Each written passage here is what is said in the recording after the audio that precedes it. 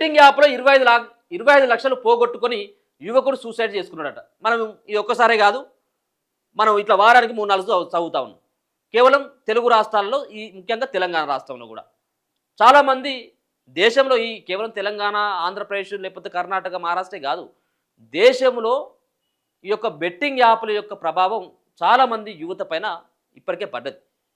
ఇక యువత అంతా ఏం చేస్తూ ఉందంటే, ఈజీ మనీకి అలవాటు అయిపోయో లేకపోయినట్టయితే ఉంటే ఈ బెట్టింగ్ యాప్కి అలవాటు పడిపోయి వాళ్ళు సంపాదించింది గాక, వాళ్ళ తాతల తండ్రులు సంపాదించింది గాక, ఇంకా ఇవి బోను మిగతా అప్పులు తీసుకొని వచ్చి దీంట్లో పెట్టి వాడు లక్షలు పోగొట్టుకొని లాస్ట్కు చచ్చిపోయేటువంటి కాడికి వచ్చి వాళ్ళ కుటుంబాన్ని తీసుకొచ్చి రోడ్డు మీద పడేస్తూ ఉన్నారు. చాలా అయినాయి ఇట్లా. వీడు 25 లక్షలు అప్పు చేసినట్ట. మరి ఇప్పుడు వీడు పోయిన 25 లక్షలు పోగొట్టుకున్నాడు, వీడు చచ్చిపోయాడు. వీడు పెళ్ళైనట్టు అయితే ఉంటే వీళ్ళ భార్యను అడగరా, వాడు అప్పులు ఇచ్చినోడు, వీళ్ళ అయ్యవని అడగరా అప్పులు ఇచ్చినోడు, వీడు చచ్చిండు, అయిపోయింది కథం. ఈ వ్యసనానికి దయచేసి దూరంగా ఉండండి. జగిత్యాల జిల్లా లక్ష్మీపూర్ గ్రామంలో ఈ ఘటన జరిగింది. పోయిన చోటే సంపాదించుకోవాలని అప్పుల మీద అప్పులు చేసిన యువకుడు అప్పులు భారీగా పెరగడంతో ఎలా తీర్చాలో తెలియక ఆత్మహత్య. ఇక పోయినాయి కదా, 100 పోయినాయి కాబట్టి ఆ 100 సంపాదించాలని ఇంకో 200 అప్పు తేవాలి. ఈ 200 ఆ 100 300 అయినాయి కాబట్టి ఇంకో 500 అప్పు తేవాలి. 500కి 500 పోయినాయి కాబట్టి 1000 పోయినాయి కాబట్టి 200. ఇట్లా వాడు పోతా అంటే తెచ్చిండు, మళ్ళీ పోయిన కాడనే ఇట్లా అంటాం కదా మనం, పోయిన కాడనే వెతుక్కోవాలని చెప్పేసి. వీడు అట్నే పోయిన కాడనే వెతుక్కున్నటువంటి ప్రయత్నం చేసి మొత్తానికి వాడు ఆగమైపోయాడు, చచ్చిపోయాడు. ఇక ఈయన ఇట్లా చచ్చిపోతే మహేష్ అన్నటువంటి వ్యక్తి ఫోన్ చూడొద్దన్నందుకు బాలుడి ఆత్మహత్య. హైదరాబాద్ బంజారా హిల్స్లో ఘటన జరిగింది. అఫాన్ ఖాన్ అట, వీడు రోజు చూస్తే ఫోన్ లేదు, నిద్రపోడట, ఫోన్ లేదు, బోధ కూడా తినడు. ఫోన్ వద్దున ఆయన రోజు ఎప్పటికీ ఏం ఫోన్ చూస్తామని చెప్పేసి తల్లిదండ్రులు చెప్తే ఏం చేసిండు, ఆత్మహత్య చేసుకున్నాడు. చూడు ఫోన్ ప్రభావం పిల్లలపైన ఎంత ఉన్నదో. అందుకే ఫోన్ కూడా మనం దూరం పెట్టాలి, కొంచెం అవాయిడ్ చేయాలి. ఇక పోరగాళ్ళకు ఫోన్ ఇచ్చి ఒకసారి వద్దురా అంటే వాడు అట్నే అవుతాడు. కాబట్టి కొంచెం వాళ్ళకి తగ్గించుకుంటూ రావాలి.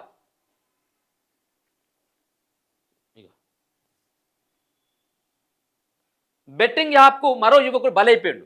బెట్టింగ్ యాప్లో గేమ్స్ ఆడుతూ 25 లక్షలు పోగొట్టుకుని అప్పుల పాలై ఆత్మహత్య చేసుకున్నాడు.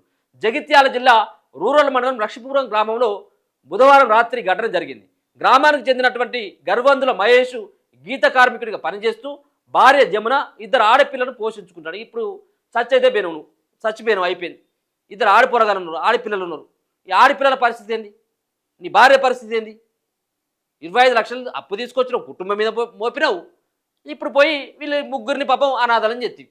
3 ఆడవాళ్ళు ఎట్లా బతకాలి? ఇప్పుడు కుటుంబ పెద్ద అప్పులు చేసిందంటే ఇప్పుడు ఏమన్నా వీళ్ళ తాత తండ్రులు చేసినటువంటి అప్పులు తీర్చడానికో లేకపోతే ఇంకేదో బిల్డింగ్ కొనడానికో వాళ్ళ పిల్లల పెళ్లిని చేయడానికో చేయలే అప్పులు. బెట్టింగ్లో పోగొట్టుకొని ఇలా ప్రాణం పోగొట్టుకున్నాడు. లాస్ట్ కుటుంబాన్ని రోడ్డు మీద వదిలేసింది. ఇప్పుడు ఇది ఆడపిల్లలను వీళ్ళు ఆయన గీత కార్మికుడు అంటే తాడి చెట్లు ఎక్కుకుంటూ పాపం అదేదో బతుకు నడుస్తూ ఉన్నది. ఈ బెట్టింగ్ మరి ఎట్లా అలవాటు అయిందో ఏదో తెలియదు, కానీ మొత్తానికి దానికి అలవాటు పడ్డాడు. 25 లక్షలు పోగొట్టుకున్నాడు. ఏడాది నుంచి బెట్టింగ్ యాప్స్కు బానిసై అందులో తరచూ గేమ్స్ ఆడుతూ డబ్బులు పోగొట్టుకుంటున్నాడు.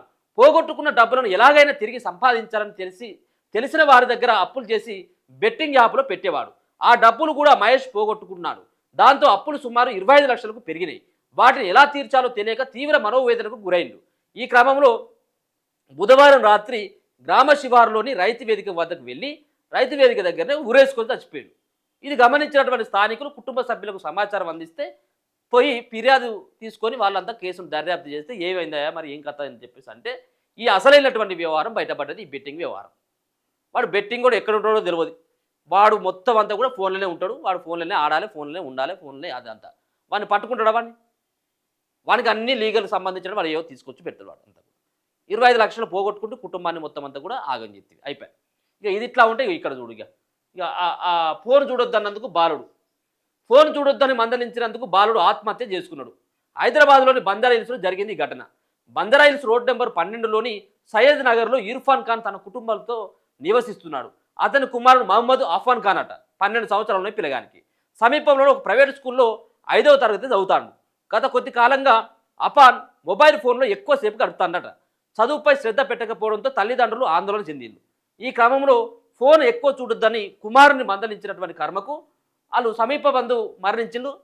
ఫోన్ చూడక బాబు అని చెప్పేసి ఆ కుమారుని మందలించిండు. దాని తర్వాత ఎవరో చచ్చిపోయినట్టయితే వాళ్ళ సమీప బంధువులు అక్కడికి ఇర్ఫాన్ ఖాన్తో పాటు ఇద్దరు భార్యాభర్తలు ఇద్దరు కలిసి పిల్లగాన్ని వదిలేసి పోయినట్టు అక్కడ. ఇంట్లో ఒంటరిగా ఉన్నటువంటి అఫాన్ తన గదిలోకి వెళ్ళి చీరతో ఫ్యాన్ ఊరేసుకున్నాడట. వాడికి ఇప్పుడు ఉన్నది 12 సంవత్సరాలు. 12 సంవత్సరాలు ఉన్నటువంటి పిల్లగాడు ఎన్నో తరగతి చదువుతా ఉన్నాడు? 5వ తరగతి చదువుతున్నాడు. 5వ తరగతి పిల్లగానికి ఫ్యాన్కు చీర కట్టుకొని ఏలాడి ఊరి వేసుకొని చచ్చిపోవాలన్నటువంటి ఆలోచన వచ్చిందంటే వాడు మళ్ళీ ఫోన్లోనే వెతుకుంటాడు. ఎట్లా చచ్చిపోవాలన్నటువంటిది కూడా వాడు ఫోన్లోనే వెతుకుండాలి ఆ పిల్లాడు. ఇంట్లో ఒంటరిగా ఉన్నటువంటి అఫన్ తన గదిలోకి వెళ్ళి చీర ఫ్యాన్తో ఊరేసుకున్నాడట. అంత్యక్రియల నుంచి తిరిగి వచ్చిన తల్లిదండ్రులు కుమారుడు గదిలో ఫ్యాన్కు వేలాడుతూ కనిపించిండు. వాళ్ళంతా కూడా షాక్ గురైన వెంటనే పోలీసులు సమాచారం అందించిండు.